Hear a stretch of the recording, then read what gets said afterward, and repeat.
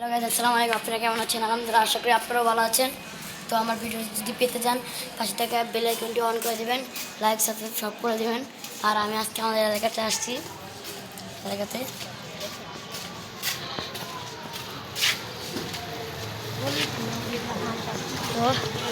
তো এই যে আমাদের স্কুল।